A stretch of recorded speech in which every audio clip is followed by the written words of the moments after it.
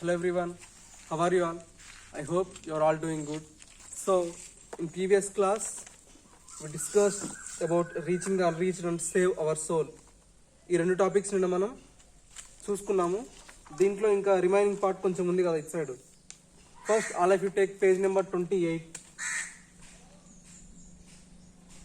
Page number 28. So, look at the first paragraph in page number 28. Sometimes, however, it is not possible for a child to stay in the family. In these cases, the organizations works to find tailor-made solutions that respond to each situation. Sometimes, అంటే కొన్నిసార్లు అప్పుడప్పుడు ఏమవుతుందంటే it is not possible for a child to stay in the family. ఆ పిల్లోడికి కానీ లేకపోతే ఆ పాపకు కానీ ఎవరికైనా వాళ్ళ ఇంట్లో ఉండడానికి కొంచెం ఇబ్బందిగా ఉంటుంది. ఎందుకంటే వాళ్ళ ఫైనాన్షియల్ ఇబ్బందుల వల్ల కావచ్చు, లేకపోతే ఇంట్లో ఫైనాన్షియల్ గొడవలు, లేకపోతే ఇంట్లో ఇబ్బందులు ఉంటాయి కదా, పేరెంట్స్ మధ్యలో జరిగే గొడవల్లో కానీ, లేకపోతే ఫ్యామిలీలో ఉండే ఇష్యూస్ వల్ల కానీ వాళ్ళు ఇంట్లో ఉండలేకపోవచ్చు. In these cases the organization works to find tailor-made solution that respond to each situation, keeping the best interest of each child or young person in mind. SOS Children's Villages is the only organization of global impact that provides direct care to children who can no longer stay with their families. The organization works to find tailor-made, అంటే వీళ్ళు ఇప్పుడు ఇంట్లో నుంచి బయటకు వచ్చిన పిల్లలు ఉంటారు కదా, వాళ్ళ కోసం అని ఒక టైలర్ మేడ్ అంటే అప్పటికప్పుడు మీకు డ్రెస్ కావాలి, మీరు క్లాత్ తీసుకొని టైలర్ దగ్గరికి వెళ్తారు, టైలర్ చేసిస్తాడు కదా, అట్లా వాళ్ళని తీసుకెళ్ళి కొంచెం వాళ్ళని ఒక టైం అనేది తీసుకొని వాళ్ళకంటూ ఒక పర్టికులర్ లైఫ్ అనేది వాళ్ళు అరేంజ్ చేస్తూ ఉంటారు. అంటే వాళ్ళకు వచ్చిన ఇష్యూ ఎలాంటిది, లేకపోతే వాళ్ళకున్న సమస్య ఎలాంటిది, దాన్ని బట్టి వాళ్ళు రెస్పాండ్ అయ్యి వాళ్ళు ఈచ్ అండ్ ఎవ్రీ దానికి ప్రతిదానికి వాళ్ళు సొల్యూషన్ అనేది ఫైండ్ చేసి వాళ్ళకు ఒక బెటర్ లైఫ్ అనేది ఇవ్వడానికి ట్రై చేస్తూ ఉంటారు. Best interest of every child or young person in mind, అంటే పిల్లలకి తగ్గట్టు పిల్లలకి, యంగ్ పీపుల్కి తగ్గట్టు యంగ్ పీపుల్కి, ఇంకా వాళ్ళకి ఎవరికి తగ్గట్లు వాళ్ళకి ఒక లైఫ్ అనేది చూస్ చేస్తూ ఉంటారు.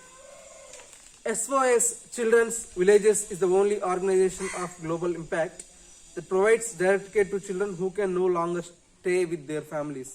SOS Children's Villages మనం చెప్పుకున్నాం కదా, SOS అనేది విలేజ్లలో ఇంకా కొన్ని ప్లేస్లలో వాళ్ళ ఆర్గనైజేషన్స్ ఉన్నాయి. వాళ్ళు ఏంటంటే global impact that provide direct care, అంటే వాళ్ళని ఎక్కడున్నా తీసుకురావడం కానీ, లేకపోతే వాళ్ళకు ఒక పర్సనల్ కేర్ అనేది ఇవ్వడం కానీ. వాళ్ళు అసలు కొంతమంది ఉంటారు, వాళ్ళ పిల్లలు వాళ్ళ ఫ్యామిలీతో ఉండడానికి ఇబ్బంది అవ్వచ్చు, లేకపోతే ఇష్టం లేకపోవచ్చు, అట్లాంటి వాళ్ళకి special interest, special care, direct care అంటే వాళ్ళని బాగా కేర్ తీసుకుంటూ ఉంటారు. Finally through advocate SOS Children's Villages aim to improve the overall framework conditions for children whose parents cannot take care of them. Finally, through advocate, SOS Children's Villages aim to improve overall framework conditions for children whose parents cannot take care of them or who are at the risk of losing the care of families. కొంతమంది పిల్లలు ఉంటారు కదా, అంటే ఇప్పుడు పిల్లలు అంటే నేను just మీ family అని చెప్పట్లేదు. కొంతమందికి ఎట్లా ఉంటుందంటే మదర్ ఫాదర్ లేని పిల్లలు ఉంటారు, అంటే వాళ్ళని ఎవరో అంకుల్ ఆంటీ వాళ్ళ ఇంట్లో, అంటే వాళ్ళ రిలేటివ్స్ ఇంట్లో అట్లా ఉండే వాళ్ళు కొంతమంది ఉంటారు కదా. అట్లాంటి వాళ్ళని వాళ్ళ ఫ్యామిలీ నుంచి వాళ్ళు ఎప్పుడు వెళ్ళిపోమంటారో తెలియదు, అంటే వాళ్ళకి ఇబ్బంది అవుతుందని వీళ్ళు బయటకు వచ్చేయడము. ఇప్పుడు ఇన్కేస్ నేను ఒక జస్ట్ ఎగ్జాంపుల్ చెప్తాను వినండి. ఒక పిల్లోడు కానీ లేకపోతే ఒక పాప కానీ ఉంది, వాళ్ళ ఇంట్లో వాళ్ళ మదర్ ఫాదర్ లేరు, వాళ్ళు వాళ్ళ తాతయ్య వాళ్ళ దగ్గర ఉంటున్నారు. అక్కడ కూడా వాళ్ళు ఏజ్డ్ అయిపోయారు. సో వాళ్ళు వాళ్ళ మీద కేర్ తీసుకోగలరు, ఎందుకంటే వాళ్ళ పనులే వీళ్ళు చేసుకోలేరు కదా, ఓల్డ్ పీపుల్ అంటే ముసలి వాళ్ళు. సో వాళ్ళు సంపాదించి వీళ్ళని చదివిస్తూ వీళ్ళకి ఫుడ్ అనేది అన్ని అరేంజ్ చేస్తూ ఉంటే చేయాలంటే చాలా ఇబ్బంది కదా. అట్లాంటి వాళ్ళు ఎప్పుడైతే ఫ్యామిలీ నుంచి బయటికి వెళ్ళిపోవాల్సి వస్తుందో అనే ఆ థాట్లో ఉన్న వాళ్ళకి వీళ్ళు స్పెషల్ కేర్ అనేది తీసుకుంటారంట.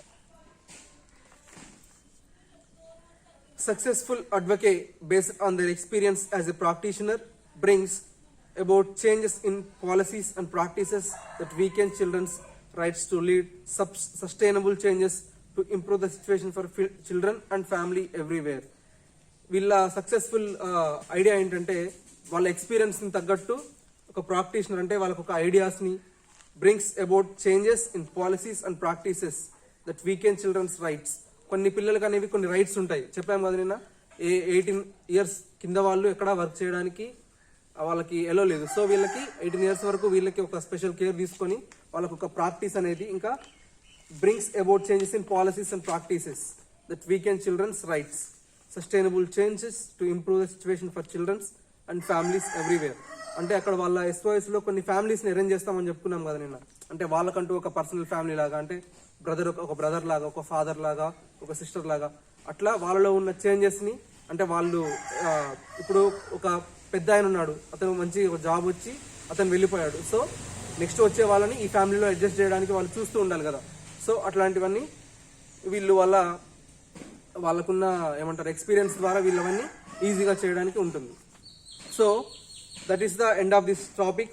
నెక్స్ట్ అయిపోయింది కదా, ఇది రీడింగ్ పార్ట్ వరకు అయిపోయింది. రీచింగ్ ద అన్రీచ్డ్ అంటే కొంతమంది reaching the unreached main concept ఏంటంటే, కొంతమంది పిల్లలు ఉంటారు, వాళ్ళకి ఎటువంటి ఫెసిలిటీస్ అంత ఈజీగా దొరకవు. సో వాళ్ళకి కొంచెం వీళ్ళు SOS ఇంకా క్రై, ఈ రెండు ఆర్గనైజేషన్స్ SOS అండ్ క్రై, ఈ 2 ఆర్గనైజేషన్స్ ఇట్లాంటి పిల్లల్ని, అంటే ఆర్ఫనైజ్ పిల్లలు కావచ్చు, లేకపోతే ఇంకా ఇట్లా పేరెంట్స్ ఉండి ఇబ్బంది పడే పిల్లలు అవ్వచ్చు, లేకపోతే పేరెంట్స్ లేకుండా వేరే దగ్గర ఉండే పిల్లలు ఎవరైనా, అంటే కొంచెం అందరూ ఉండి కూడా సరిగా డబ్బు లేని వాళ్ళు, ఇట్లాంటి ఈ ఆర్గనైజేషన్స్ ఏం చేస్తున్నాయంటే వాళ్ళకి ఏ విధమైన హెల్ప్ ఇస్తే బాగుంటుంది, హెల్ప్ చేస్తే బాగుంటుంది, ఇంకా వాళ్ళకి ఏ విధంగా మనం ఫైనాన్షియల్గా హెల్ప్ చేయగలం, లేకపోతే వాళ్ళ ఫ్యూచర్ని మనం ఏ విధంగా సెట్ చేయగలం అనేవి ఈ ఆర్గనైజేషన్స్ చాలా మంది పూర్ పీపుల్ దగ్గర కేర్ తీసుకుంటాం.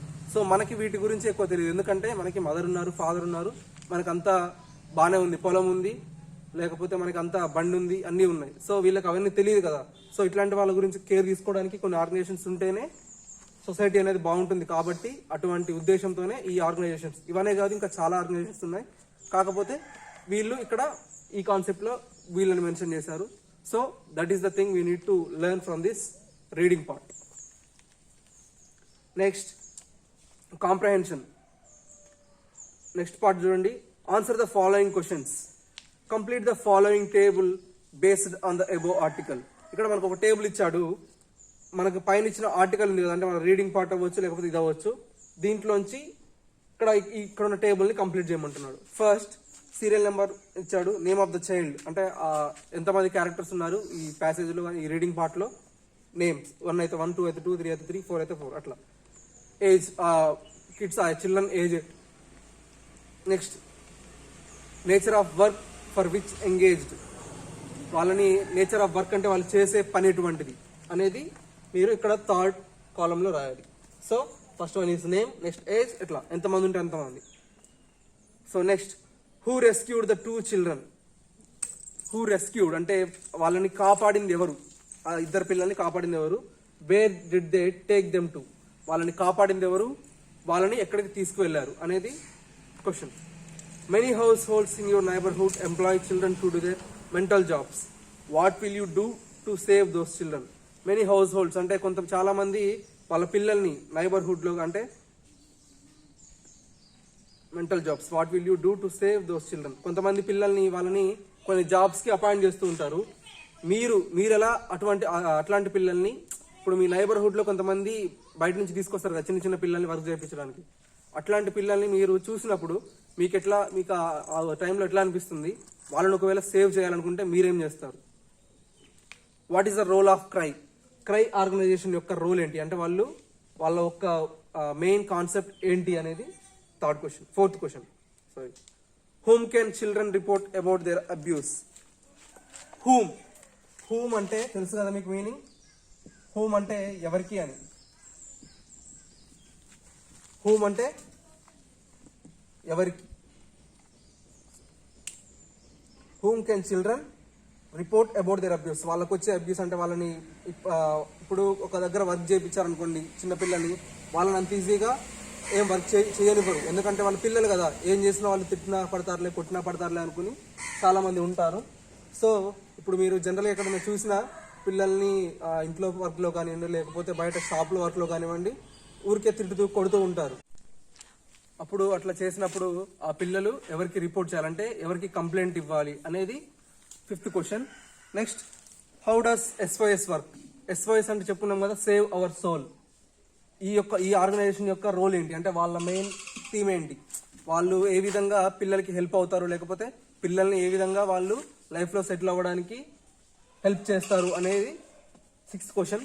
మీరు మీ ఓన్గా ఇవన్నీ ఇక్కడ ఉన్న 6 క్వశ్చన్స్, ఫస్ట్ వన్ ఏమో టేబుల్, నెక్స్ట్ 5 క్వశ్చన్స్, ఇవన్నీ మీరు మీ ఓన్గా ఆ లెసన్ నుంచి చదువుకొని, లేకపోతే మీకేం అర్థమైందో మీ ఓన్ వర్డ్స్లో రాయడం కానీ, లేకపోతే అక్కడ ఉన్నాయి ట్రై చేసి రాయండి. Next study skills. ఇక్కడ ఒక ప్యాసేజ్ ఇచ్చాడు, read the following passage extracted from the story Oliver asks for more and the notes made on it.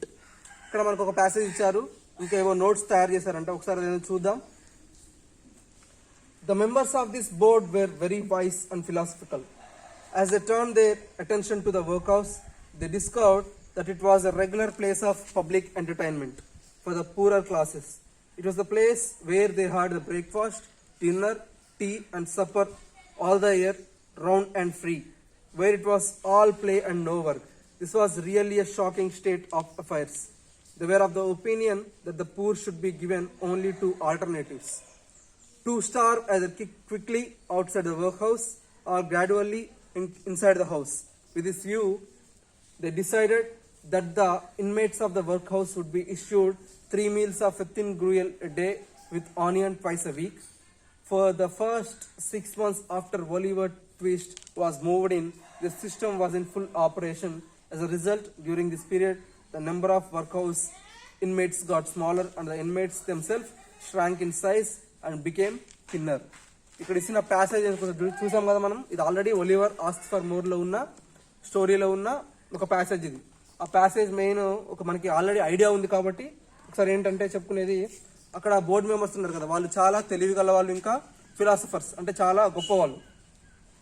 వాళ్ళు ఎప్పుడైతే ఆ వర్క్ హౌస్ మీద, అంటే వాళ్ళు అక్కడ ఉండే వర్క్ హౌస్ అంటే వాళ్ళు ఉండే ప్లేస్, అక్కడ తీసుకొచ్చిన పిల్లలు ఉండే ప్లేస్ మీద వాళ్ళ అటెన్షన్ ఎప్పుడైతే వెళ్ళిందో వాళ్ళకి ఏమర్థమైంది, ఇక్కడ పిల్లల్ని ఓన్లీ ఫుడ్ పెట్టి ఇంకా జస్ట్ వాళ్ళు ఫుడ్ తినడం, ఇంకా ఆడుకోవడం, వీళ్ళకి ఇంకేమీ ఐడియా కూడా లేదు, అంటే నెక్స్ట్ లైఫ్ ఏంటి అనేది ఒక పర్ఫెక్ట్ ఐడియా లేదు. సో మనం దీనికోసం ఏదో ఒకటి చేయాలని వాళ్ళు ఏం చేశారు, గ్రూప్ అంతా అందరూ కలిసి ఒక డిసిషన్ ఐడియా తీసుకొని వాళ్ళు ఏం చేశారు, నెక్స్ట్ డైలీ వీళ్ళకి ఓన్లీ థిన్ గ్రూయల్ అంటే మనం చెప్పుకున్నాం కదా లిక్విడ్ ఫుడ్ అని, అది డైలీ 3 times, ఇంకా ట్వైస్ ఎ వీక్ ఒక ఆనియన్, ఇట్లా మాత్రమే అనుకున్నారు.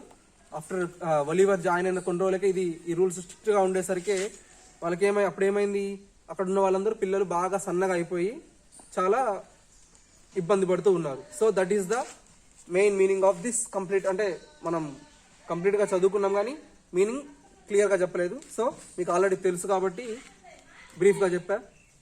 Next, observe the notes made from the above passage. ఇక్కడ ఒక నోట్స్ తయారు చేశాడు. ఇక్కడ మనకి ఒక ప్యాసేజ్ ఇచ్చాడు కదా, ఇక్కడ ఈ ప్యాసేజ్ నుంచి వీడు ఒక నోట్స్ తయారు చేశాడు బుక్లో. టైటిల్ ఏంటంటే ఆర్ఫనేజ్. సో ఆర్ఫనేజ్ అని టైటిల్ పెట్టి ఒక ప్యాసేజ్ అంటే ఒక నోట్స్ లాగా తయారు చేశాడు. ఈ నోట్స్లో మెయిన్ కాన్సెప్ట్ ఏంటంటే చూడండి ఒకసారి.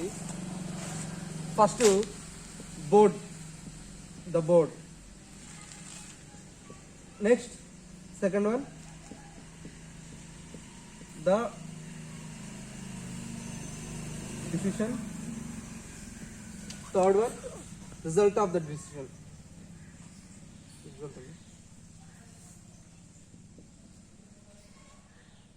Of the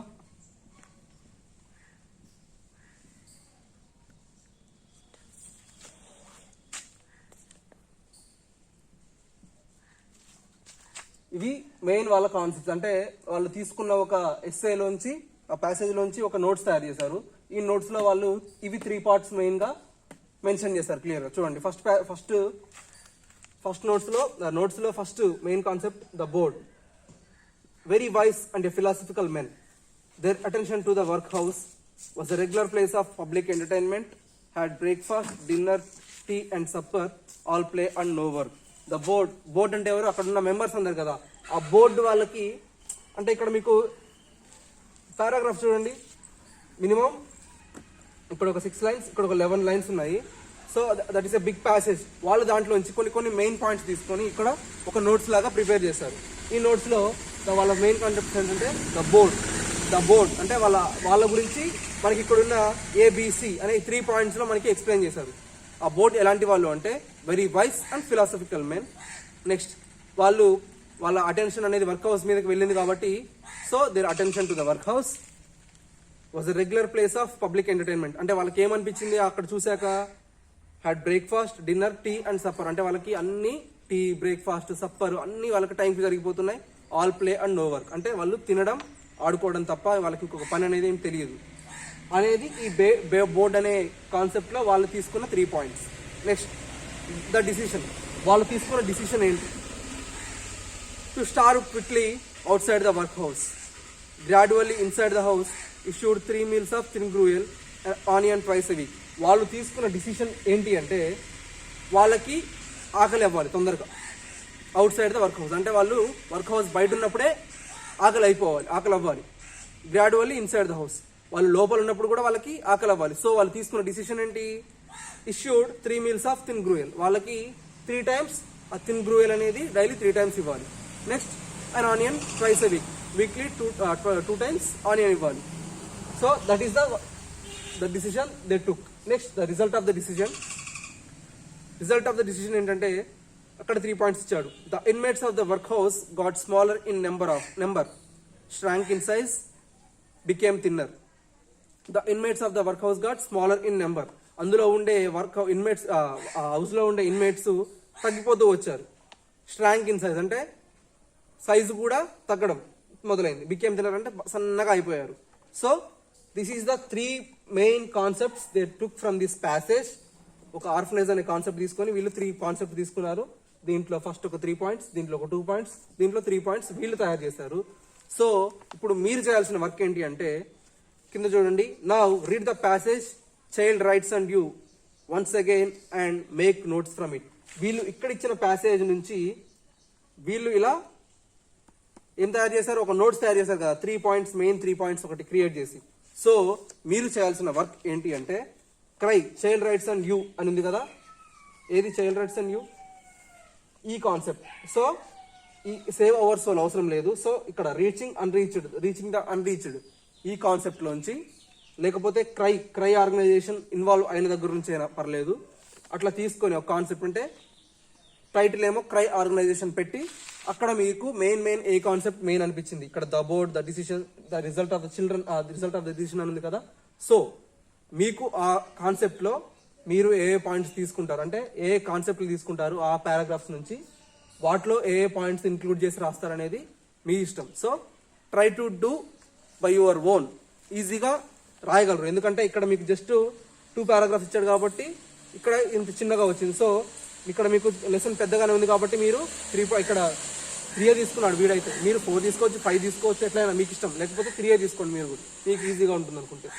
సో మ్యాక్సిమం ఒక మీనింగ్ఫుల్ ఉండే పాయింట్స్ రాయడానికి ట్రై చేయండి. So that is your work in today's class. So that is the end of this class today. Okay, we will meet in the next class. Do your work properly. So